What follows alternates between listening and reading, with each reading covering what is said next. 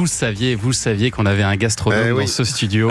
Mais surtout un grand comédien qui remonte sur scène et seul cette fois-ci. Bonjour Antoine Duléry. Bonjour cher Thomas. Et merci beaucoup d'être là. Mais je suis ravi d'être là. Avant de parler de Ceci n'est pas une lecture, votre nouveau spectacle, on va dresser d'abord votre portrait sonore. C'est la tradition ici des petits sons pour mieux vous connaître. Voici le premier.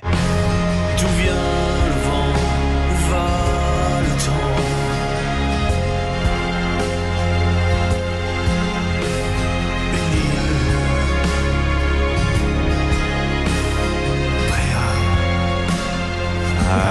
Une île Bréa joli. de François Stahl. François Stahl, mon copain François Stahl, que j'ai écouté cet été à Bréa d'ailleurs. Parce que c'est toute votre enfance, l'île de toute Bréa. mon enfance, oui, j'y suis depuis que je suis né. Mes parents sont mariés là-bas. Enfin voilà, c'est. Vous avez une maison là-bas? Oui, j'ai une maison là-bas depuis 24 ans. Et avant, il y avait la maison de mes grands-parents. J'ai vécu toute mon enfance, enfin l'adolescence et.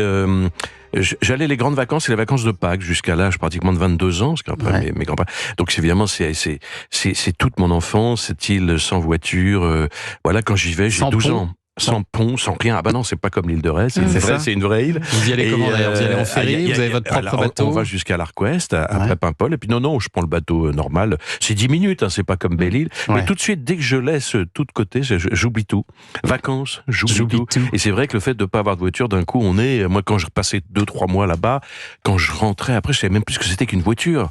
C'était même presque dangereux de traverser, j'avais totalement oublié. Donc effectivement, une île Bréa, ça me touche beaucoup. Et puis j'ai vu que vous êtes issu en plus d'une famille de pêcheurs d'Islande et de commandants de paquebots, ça c'est du côté de votre mère, donc vous avez le pied marin. Madame Annick, ma maman qui nous écoute d'ailleurs. Ah, on la salue. Oui, ma grand-mère s'appelait Le Troidec, effectivement il y avait une lignée de pêcheurs d'Islande, puisque à côté de Bréa il y a Paimpol, effectivement Paimpol c'est là où Pierre Loti a écrit Pêcheurs d'Islande, il partait 9 mois comme ça pour aller à la pêche, c'était un métier extrêmement dur mais magnifique. Allez, extrait suivant. On s'était dit rendez-vous dans 10 ans. Ah oui, vraiment. Mais je vous m'aimerai pas. On verra quand on aura 30 ans. Vous la tenez la voix de Patrick Bruel un peu ou pas? Salut, c'est Patrick. C'est Patrick, faut que je fasse attention parce que quelquefois de temps en temps ça se mélange avec bonsoir, magnifique, vivement dimanche. C'est un mix entre les deux. Bonsoir. Ça peut très vite partir sur Drucker. Patrick Drucker, salut. Alors c'était des rendez-vous dans 10 ans. Oui, alors ça, très beau souvenir. Ben oui. Vous avez joué dans le clip? Ben oui, j'ai joué dans le clip parce que je connais Patrick maintenant depuis plus de 40 ans. Donc ce clip, il voulait le faire avec ses vrais copains d'enfance. Il s'est dit, mes copains d'enfance ne sont pas des acteurs, donc il a demandé à des copains acteurs. Il y avait Christian Charmetan, Thierry Ray, notre fameux médaillé olympique pour le judo, et ma pomme, c'est le cas de le dire. Et on a fait ce petit court-métrage, si je puis dire, tourné par Elie Chouraki il y a fort longtemps. Et maintenant, quand je revois le clip, ça m'amuse, parce que c'est vraiment un très très bon souvenir. Mais je me dis, non, j'ai vieilli quand même. Hein. Ah, il y avait une coupe de cheveux intéressante. Il y avait la coupe de cheveux. Mais c'est vrai qu'on m'a beaucoup parlé de ça. Ce qui est amusant, c'est qu'à l'époque, je jouais des rôles importants avec Huster, je jouais Lorenzaccio, tout ça, le Cid. Mais les gens me parlaient que de Patrick Bruel. Mais on va parler de cinéma justement un petit peu avec cet extrait. Tout ça pour qui? Tout ça pour ça, pour presque rien. J'adore ce film, tout ça pour ça. Moi aussi. Là, c'est mon premier film avec Claude. Claude, j'en ai fait 6 ou 7 après. Et Claude, il m'a demandé de... Alors c'est marrant parce que je voulais pas faire d'imitation, je me cachais un peu de mes dons d'imitateur. Et puis quand Claude me voit, il me dit, pareil, vous savez imiter. Et donc le premier film, vraiment, on me remarque, c'est un personnage comme ça de restaurateur, imitateur, dans Tout ça pour ça, qui est évidemment un souvenir absolument merveilleux. Et c'est Vincent Lindon, je crois, qui vous a recommandé à la directrice de casting. Oui, c'est Vincent, très gentiment, qui avait dit, tiens, il faudrait que tu rencontres Antoine Duléry. Et j'ai rencontré comme ça, grâce à lui, effectivement, et je le remercie maintenant, Claude. Et puis, comme ça s'est bien passé, Claude m'a dit, on va refaire un film ensemble, c'était Les Misérables. Et il m'a fait ce cadeau magnifique. Et c'est là où j'ai rencontré Jean-Paul, qui était mon idole, mon héros. Et grâce à Claude, j'ai eu 27 ans d'amitié avec Jean-Paul. Et que vous imitez très bien aussi. Mais voilà, mon cher Olivier, voilà, j'aime beaucoup le pinard. Voilà, c'est ce que je dis toujours. À Lorient, l'indolence ou la cruauté, moitié louco, moitié sigu. En quelque sorte, le Coran alternatif. J'adore.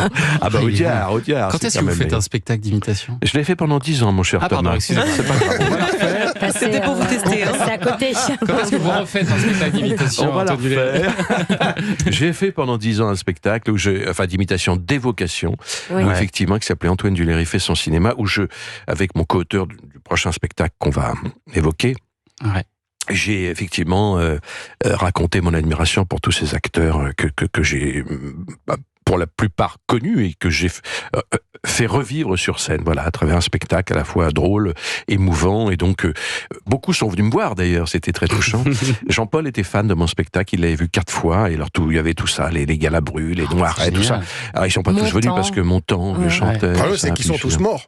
Ah, il y en a beaucoup qui sont morts, mais pas tous quand même. Il y en a, Prévost n'est pas mort. Tais-toi! Vous êtes tous à chier, ta gueule, tais-toi, Romain. Tais-toi, Romain. Faites la tête aussi. Tais-toi, ta gueule, ta gueule, tais-toi, avec ta série à la con, là, tais-toi, une ringarde. Comme ça. Non, mais c'est vrai qu'il y a mais c'est pas le vous. visage. Alors, c'est vrai que si tu veux, tous ces gens-là, alors il y en a évidemment qui n'ont pas eu le temps de venir comme Johnny, mais tous ceux que j'imitais, qui étaient évidemment encore de ce monde, sont venus et ils ont bien apprécié, parce que c'était une déclaration d'amour finalement. J'ai hâte de découvrir Johnny dans un instant. On se le réserve.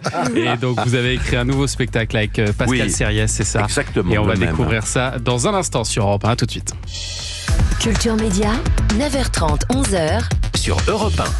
Europe 1. Vous écoutez Culture Média sur Europe 1 jusqu'à 11h avec Thomas Hill et votre invité ce matin. Thomas, vous recevez le comédien Antoine Duléry. Pour votre nouveau spectacle, Antoine Duléry, ça s'appelle Ceci n'est pas une lecture. Alors, si c'est pas une lecture, qu'est-ce que c'est? C'est un spectacle sur la lecture, c'est ça? Oui, c'est ça, parce que lecture, ça peut paraître toujours rébarbatif. C'est pas que la lecture, c'est pourquoi on lit, comment on a appris à lire, qu'est-ce qu'on lit. On lit de tout, je parle de tout. Je parle des panneaux publicitaires, de ce qu'on lit, les panneaux routiers, les tweets, les notices de médicaments. Vous démarrez avec ça. Exactement, les notices de médicaments, très important. Pour dire au public qu'on peut rendre tout texte intéressant, en fait, c'est ça l'idée? Exactement, la lecture, c'est tout. On passe sa vie à lire et on oublie qu'on lit. Donc on lit, et malheureusement, ce qui est le plus lu aujourd'hui, ce sont les textos.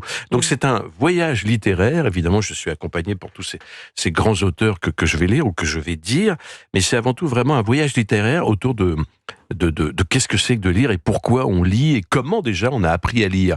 Donc il y a aussi de l'interactif. Ouais. Je vais faire lire les gens dans la salle. Ah oui. Oui. Donc c'est joyeux, c'est gai, ça apprend aussi des choses aux gens, c'est instructif. Je peux vous faire lire moi aussi? Bien sûr. Un petit texte? C'est beau parce qu'évidemment je suis entouré de très très grands auteurs. Là, Alors là je vais lire ça. J'ai pris un texte classique, c'est un texte d'un tube qu'on connaît tous, la Goffa Lolita. Hein. Vous connaissez ça. Et donc je vais vous demander l'autre soir, alors je le lis, je le découvre, faut le dire aux auditeurs. L'autre soir, on profitait d'une bonne bouteille, ça c'est pour Olivier, dans la vieille ville ajaxienne. Quand elle est arrivée, elle est entrée comme un mirage, la tête haute, ne se souciant pas du regard des autres. Elle a traversé toute l'allée. Mais c'était qui? Mais c'était qui? Mais c'était qui? Mais c'était qui? Mais c'était qui? Mais c'était qui? C'est qui? C'est qui? Mais c'est qui? C'est Loli, c'est Loli. C'était Loli, c'était Lolo, c'était Lola, c'était la Goffa Lolita. C'est peut-être un des plus beaux textes. Est-ce que je peux le mettre dans mon nouveau spectacle? Je pense que Ça prend une autre tournure d'un coup là. C'est fou. Hein. Mais je cite des beaux textes comme ça. Il y en a un que je cite qui est magnifique, c'est « À petit feu pour démarrer, une caresse pour décoller. Si tu veux te réchauffer, faut savoir bien bikiner. » C'est bon pour le moral. C'est ça, je cherchais. C'est bon pour le moral. Oui, bien sûr. C'est drôle. Pas la suite. Mais d'ailleurs, ça, je le fais aussi sur scène. Vous avez une phrase très jolie, vous dites « Le texte est un cadavre à qui l'on redonne vie. Lire, c'est ressusciter les morts, ressusciter les mots. » Bon, après, on n'est pas tous aussi bons que vous pour ressusciter les mots. J'essaie, mais c'est vrai que ce qui est très agréable, c'est encore une fois l'interactif. On va même inventer une phrase avec le public, une phrase qui n'aura jamais été écrite. C'est ça qui est amusant avec la lecture. C'est que moi, la lecture, pourquoi j'ai voulu faire ce spectacle? Parce que quand j'étais petit, comme j'étais très timide, alors évidemment je faisais les imitations pour me faire remarquer, mais aussi pour sortir de ma timidité, j'ai lu assez jeune, et j'ai lu les trucs qu'on lisait à l'époque, et je m'évadais par la lecture. Je voulais me déguiser, je voulais être le corsaire, je voulais être l'île au trésor, et cette lecture m'a amené à ce métier de comédien, parce que je lisais beaucoup évidemment les Trois Mousquetaires, tout ça, et tous ces livres historiques, si je puis dire, m'ont amené au déguisement et à ce métier d'acteur. Et j'ai voulu rendre hommage à cette lecture qui m'a aidé à me sortir de moi et qui est une évasion formidable. Comme je le dis, la lecture, c'est un véritable don du ciel. Elle nous évade, elle nous arrache du réel. Héloïse ? Et alors, quelles étaient vos lectures de l'été, là, des vacances? Vous lisez pendant les vacances? Alors, j'ai lu pas mal pendant les vacances. J'ai lu, parce que je suis un fan absolu de Simenon, donc j'ai lu Simenon beaucoup. J'ai relu Simenon.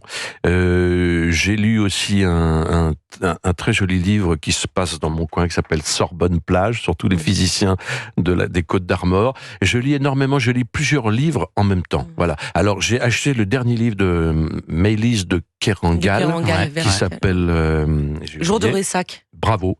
Et voilà, c'est le prochain livre que je vais lire. Il est formidable. Ah bon, il est formidable. Mais c'est marrant parce qu'il y a une mode Simenon, puisque Philippe de Janaïda, qui était là la semaine dernière, a lu Maigret aussi. Alors, c'est pas les Maigret. Les Maigret, c'est formidable, mais c'est surtout les romans durs que j'adore. Mais Maigret, c'est génial, comme disait Chabrol, je le lis et je le relis. Ouais. Il y en a tellement, il y en a 350. Ouais. Donc, mais j'ai joué dans deux Simenon formidables pour la télévision avec Solo, Daroussin et Bernard Campan.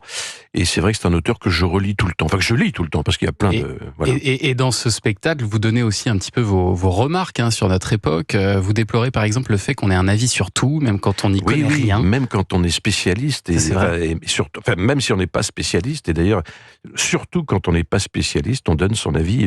Surtout, oui, alors je parle évidemment des lectures qui parfois sont déplaisantes. Quand on lit, par exemple...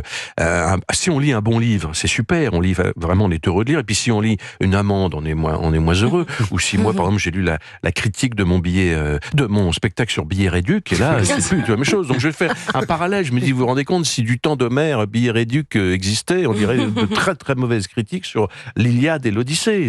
Par exemple, tu vois, on dirait, vive le Pastaga 64, j'ai lu l'Iliade, c'est de la merde. Le cheval de Troie, c'est bidon. Comment peut-on faire rentrer des gens dans un cheval?